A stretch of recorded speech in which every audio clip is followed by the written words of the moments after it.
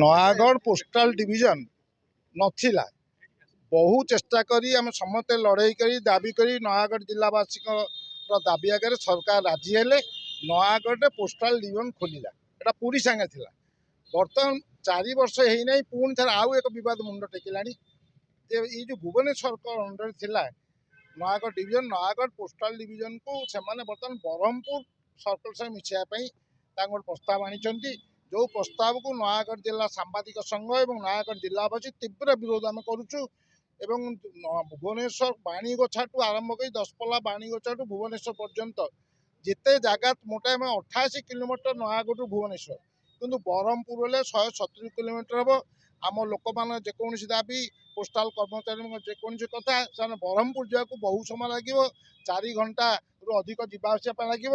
ସେଥିପାଇଁ ଆମେ ଯେଉଁ ଅଣ୍ଡରରେ ଭୁବନେଶ୍ୱର ଅଣ୍ଡରରେ କାମ କରୁଥିବା ସର୍କଲରେ କାମ କରୁଥିବା ନୟାଗଡ଼ ଡିଭିଜନ, ଆମେ ଦାବି କରୁଛୁ ନୟାଗଡ଼ ଜିଲ୍ଲା ସାମ୍ବାଦିକ ସଂଘ ଦାବି ଆଜି ରଖୁଛି ଏବଂ ଏ ସଂକ୍ରାନ୍ତ ଦାବିପତ୍ର ଆମେ ଯୋଗାଯୋଗ ଭାରତ ସରକାରଙ୍କ ଯୋଗାଯୋଗ କମ୍ୟୁନିକେସନ ସେକ୍ରେଟାରୀଙ୍କୁ ଦେଇଛୁ ଏବଂ ଏ ଦାବିପତ୍ରଟି ନୟାଗଡ଼ ଡିଭିଜନର ସୁପରିଟେଣ୍ଡେଣ୍ଟ ପୋଷ୍ଟ ଅଫିସ ଅଛନ୍ତି ତାଙ୍କ ଜରିଆରେ ଦେଇଛୁ ଏବଂ ମାନ୍ୟବର ସାଂସଦ କଟକ, ପୁରୀ, କନ୍ଧମାଳଙ୍କୁ ଦେଇଛୁ। 4 ଜଣ ବିଧାୟକ, ସ୍ପିକର ସମସ୍ତଙ୍କୁ ଏଇ ଦାବିପତ୍ର ଦେଇଛୁ, ଜିଲ୍ଲାପାଳଙ୍କୁ ଦେଇଛୁ।